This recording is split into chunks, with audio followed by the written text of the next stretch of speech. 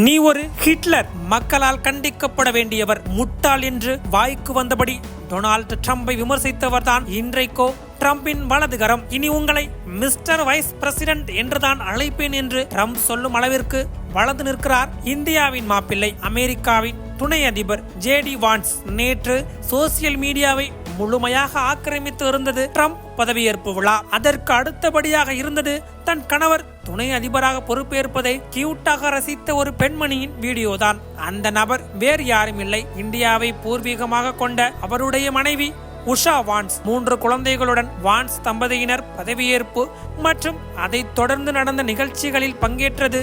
அவர்களுடைய சிறு குழந்தைகள் குறும்பாக சேட்டைகள் செய்த வீடியோக்கள் சோசியல் மீடியாவில் ட்ரெண்ட் ஆனது. அதற்கு காரணம் ஜேடி வான்ஸ் ஒரு இந்திய மாப்பிள்ளை என்பதால் யார் இவர் என்ற எதிர்பார்ப்பு எழுந்துள்ளது. ஜேடி வான்ஸ் மனைவி உஷா சிலிகுரி ஆந்திர பிரதேசத்தில் உள்ள வட்லூர் கிராமத்தைச் சேர்ந்தவர். இவருடைய பெற்றோர்கள் 1980 காலகட்டத்தில் தொழில் முன்னேற்றத்திற்காக அமெரிக்காவில் குடிபெயர்ந்தவர்கள். உஷா அமெரிக்காவில் பிறந்தவர்தான். அமெரிக்காவில் பிறந்து வளர்ந்த உஷாவை ஜேடி வான்ஸ் காதலித்து திருமணம் செய்துள்ளார். ஜேடி வான்ஸ் பிறந்த காலகட்டத்தில் அவரது குடும்பம் வறுமையின் பிடியில் சிக்கி தவித்தது. தாயும் தந்தையும் ஒரு கட்டத்தில் விவாகரத்து செய்து பிரிந்தனர். தாய் போதைக்கு அடிமையானார். இதனால் பெரும்பாலும் வான்ஸ் தன்னுடைய தாத்தா பாட்டியின் அரவணைப்பிலே வளர்ந்தார். வறுமையான சூழலிலும் பேரனை எப்படியாவது படிக்க வைத்து எல்லோரும் மதிக்கும் ஒரு ஆளாக மாற்ற வேண்டும் என்று நினைத்தனர். கிடைத்த வருமானத்தை எல்லாம் ஜேடியின் கல்வி செலவிற்கு அவரது குடும்பம் பயன்படுத்தியது. குடும்பத்தின் வறுமையை புரிந்து கொண்ட ஜேடி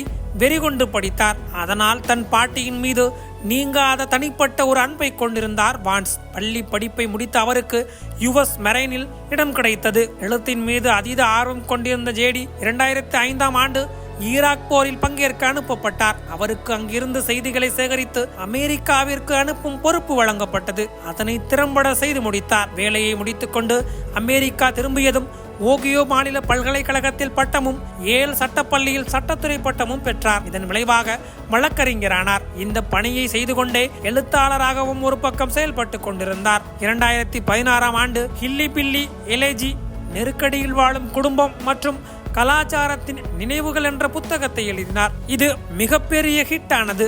அரசியல் விமர்சகராக தொலைக்காட்சியில் பேசவும் கல்லூரிகளில் லெக்சரராக பணியாற்றவும் வான்ஸுக்கு வாய்ப்புகள் குவிந்தன. பின்னாளில் அவருடைய புத்தகம் நெட்ஃபிளிக்ஸில் வெளிவந்தது. அரசியல் மீது அதீத ஆர்வம் கொண்டதால் ஜனநாயக கட்சிக்கு ஆதரவாக செயல்பட்டார்.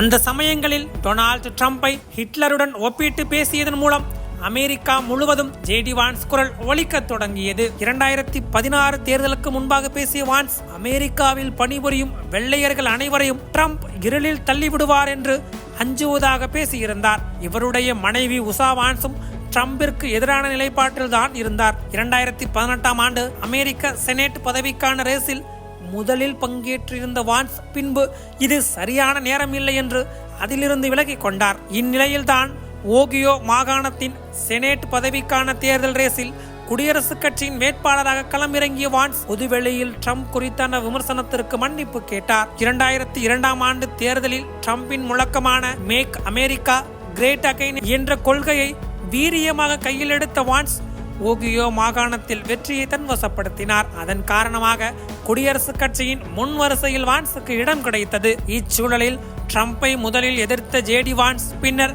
அவரது கொள்கைகளை கொஞ்சம் கொஞ்சமாக ஏற்றுக்கொண்டு அவரின் தீவிர ஆதரவாளராக களத்தில் நின்றார். இந்த நிலையில்தான் கடந்த 2024 ஜூலையில் வான்ஸை துணை அதிபராக அறிவித்தார் ட்ரம்ப். அந்த வகையில்தான் தன்னுடைய 40வது வயதில் அமெரிக்காவின் துணை அதிபராக பொறுப்பேற்றிருக்கிறார் ஜேடி வான்ஸ். இதன் மூலம் இந்திய அமெரிக்க உறவு நன்றாக இருக்கும் என்று உஷாவின் பாட்டி இந்த தம்பதிக்கு வாழ்த்து தெரிவித்திருக்கிறார். இந்தியாவின் மருமகனை நாமும் வாழ்த்துவோம்.